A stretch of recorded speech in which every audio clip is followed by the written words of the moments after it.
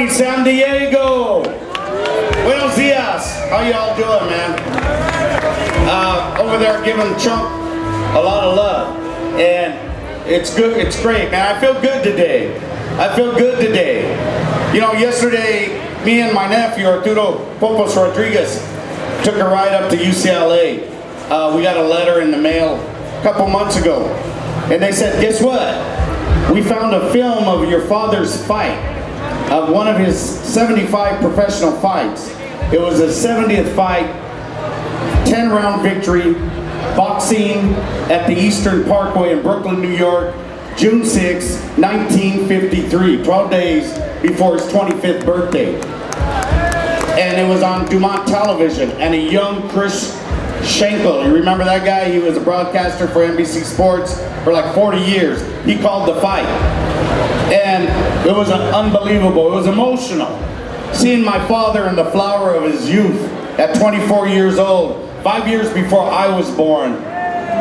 And seeing and really witnessing his incredible boxing ability. He was ranked number 3 in the world. He was 65-9-1. He had 75 pro fights in 5.5 years. Hell, he was always in shape. He was fighting 10-rounders every 2 weeks. He didn't even have to work out.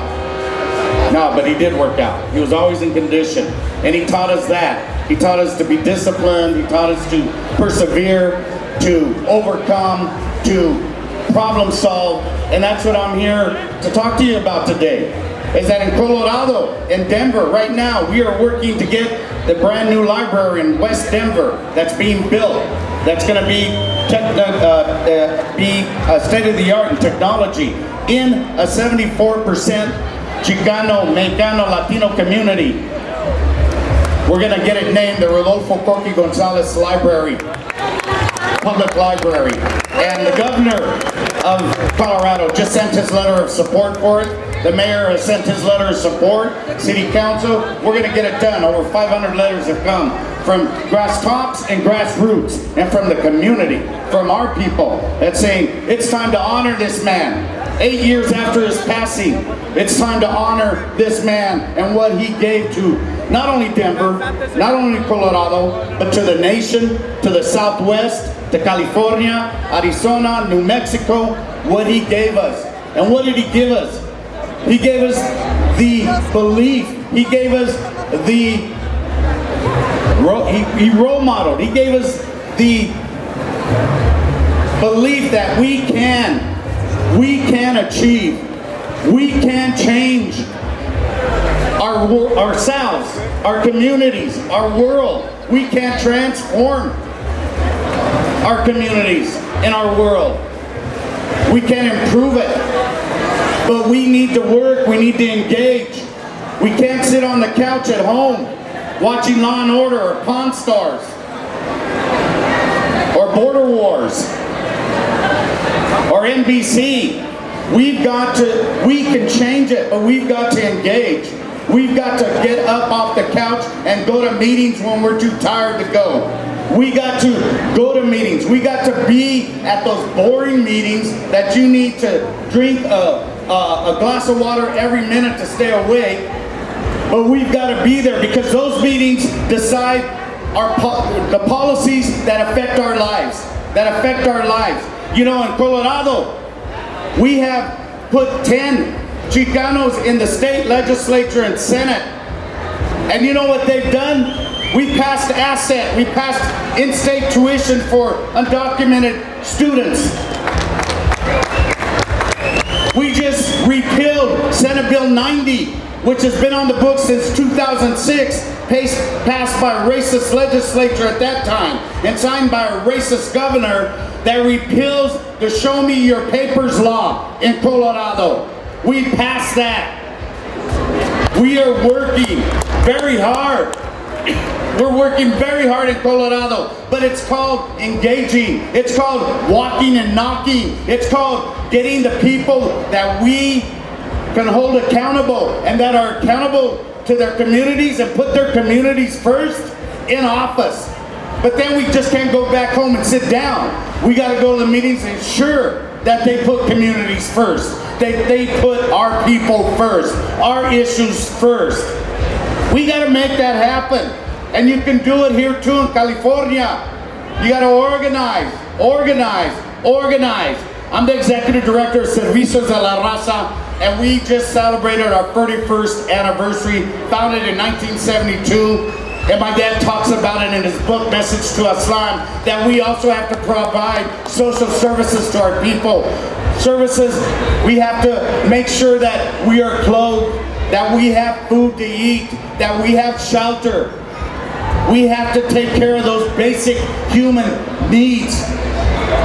But then we have to engage. We always have to engage. We have to go to meetings. We have to go after work. We have to hold our jobs, our bosses accountable if they're unfair, if they treat us and minimize us or marginalize us. You know, in Colorado, 3.4 Chicano babies and children are put out of home placement to every one white child. We got to stop that. We got to stop putting our kids out of the community and out of their families, and we got to keep our families together and keep them strong for our children. We need to keep our communities safe and secure. That's the work we're doing in Colorado, and that's the work that happens here in California. And I feel good because every time I come to Chicano Park and see my family, my familia here in San Diego, it fills my spirit. It fills my spirit. It puts my tank on full. And thank you for your energy, your passion, your commitment to this park. And look at our leaders. Look at Chunky Sanchez.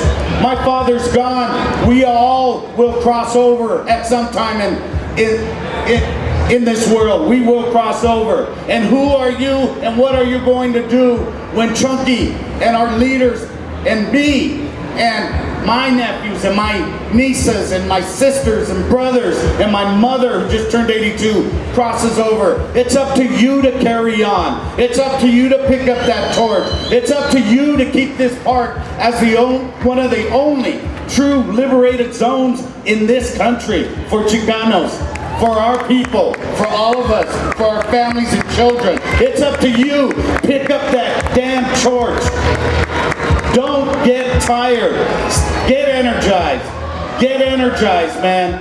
I'm going to close. You know, my father, 8 years, April 12th this month, he crossed over. And he crossed over at 7:20 p.m. on a Tuesday night with all 50 of his family, his sons and daughters and his grandsons and great-grandchildren surrounding him. And he asked my sister Saturday night, before he went into the coma and passed Tuesday night, he asked her, "Ita, my baby, did I teach you to get back? Did I teach you to get back?"